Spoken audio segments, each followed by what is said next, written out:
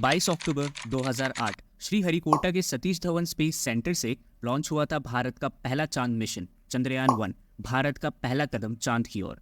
इस मिशन ने दुनिया को दिखाया कि भारत भी इस अंतरिक्ष के दौर में किसी से कम नहीं है और भारत के वैज्ञानिकों ने अपने प्रतिभा का परिचय पूरी दुनिया को दिया। Polar satellite launch vehicle PSLV-C11 की मदद से इसे लॉन्च किया गया था। चंद्रयान-1 अपने साथ 11 साइंटिफिक इंस्ट्रूमेंट्स को भी कैरी किया था, जो USA, जर्मनी, UK, स्वीडन और बल्गेरिया में बने थे। 11 में से 5 इंस्ट्रूमेंट्स मेड इन इंडिया थे। इस प्रोजेक्ट का कॉस्ट $60 मिलियन या 360 करोड़ बताया जाता है। इस मिशन में जो चीफ साइंटिस्ट इन्वॉल्व थे वो थे जी माधवन नायर, जो इसरो के चेयरमैन थे, doctor TK Alex, director of ISRO satellite centre, M Annadurai, project director of Chandrayaan one, doctor K Radhakrishnan, the then director of Vikram Sarabhai space centre. Chandrayaan one ने ग्राउंड ब्रेकिंग डिस्कवरीज की थी अपने पहले मून अटेम्प्ट में ही। चंद्रयान के मिशन से ये पता चला कि मून कभी पूरी तरह से मॉल्टन स्टेट में था और इसे साइंटिस्ट अक्सर मैग्मा ओशन हाइपोथेसिस की हेल्प से एक्सप्लेन करते हैं। चंद्रयान-1 मिशन का मेजर अचीवमेंट था मून के सरफेस पर पानी और हाइड्रोक्सिल का डिस्कवर करना। 11 साल बाद 22 जुलाई 2019 को लॉन्च हुआ था भारत का दूसरा लूनर मिशन चंद्रयान-2, जिसमें GSLV Mark 3 लॉन्च व्हीकल का इस्तेमाल किया गया था। अनफॉर्चुनेटली ये मिशन लूनर सरफेस पर सॉफ्ट लैंडिंग करने में नाकाम रहा। 2.1 किलोमीटर की दूरी पर ही विक्रम लैंडर से इसरो का कनेक्शन टूट गया और साथ ही 1.5 बिलियन इंडियंस का दिल भी। पर वो कहते हैं ना, every setback is a setup for a grand comeback. 23 अगस्त 2023 शाम के 6:04 पर इंडिया दुनिया का चौथा कंट्री बना मून पर लैंड करने वाला और दुनिया का पहला to land on the south pole of the moon. पर साउथ पोल ही क्यों सिलेक्ट किया गया सॉफ्ट लैंडिंग के लिए और ऑब्जेक्टिव क्या है चंद्रयान-3 का? चलिए तो जानते हैं, पर उससे पहले अगर आप चैनल पे नए हैं तो हमारे चैनल द ज्ञाना क्वेस्ट को सब्सक्राइब करना ना भूलें।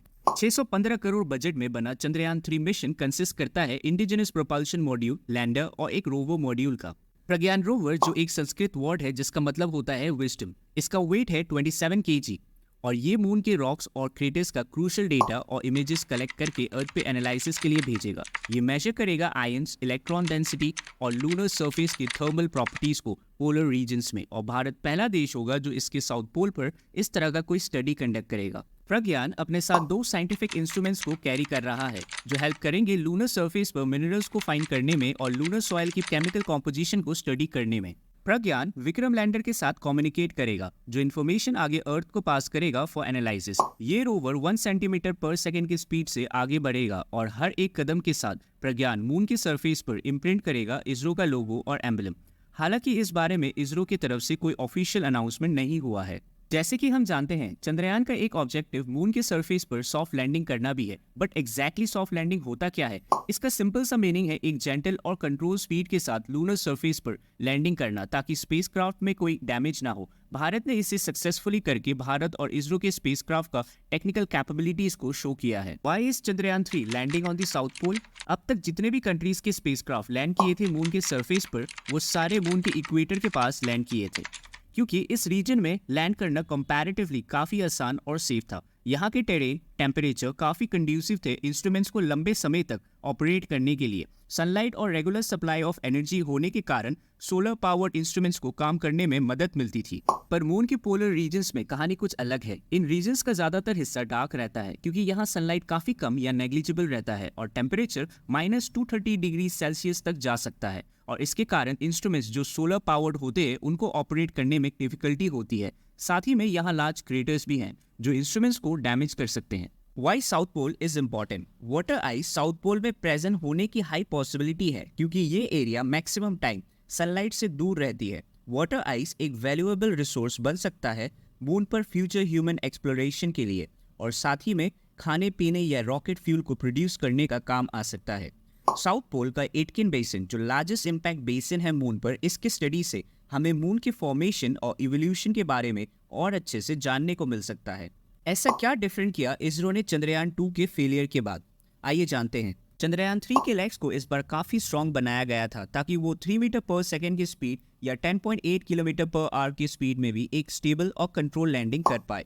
चंद्रयान-3 का लैंडर पिछले बार के मुकाबले ज्यादा फ्यूल कैरी किया था इन केस उसे अपनी लैंडिंग साइट को लास्ट मोमेंट पर चेंज करना पड़ जाए किसी भी कारण से। चंद्रयान-3 में इस बार 4 सोलर पैनल्स लगाए गए थे, वही चंद्रयान-2 में सिर्फ 2।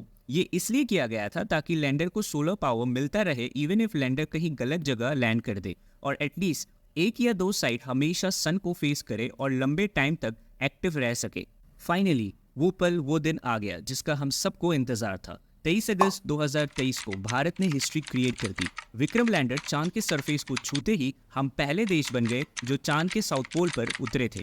हमारे प्रधानमंत्री श्री नरेंद्र मोदी जी ने ये अनाउंस किया कि चंद्रयान 3 के लैंडिंग स्पॉट को शिव शक्ति पॉइंट के नाम से जाना जाएगा और चंद्रयान 2 की क्रैशिंग साइट को तिरंगा पॉइंट नाम दिया गया है। इस हिस्टोरिक लैंडिंग का फायदा आने वाले टाइम में सिर्फ भारत को ही नहीं पूरी दुनिया को मिलेगा। ये एक प्राइसलेस मोमेंट है क्योंकि हमारे देश का तिरंगा अब धरती पे ही नहीं चांद पर भी लहराया जाएगा। इस वीडियो में बस इतना ही। सब्सक्राइब करना ना भूलें हमारे चैनल द ज्ञानक क्वेस्ट को और बने रहें हमारे साथ क्योंकि ये तो सिर्फ शुरुआत है। जय Hind, India is officially on the move.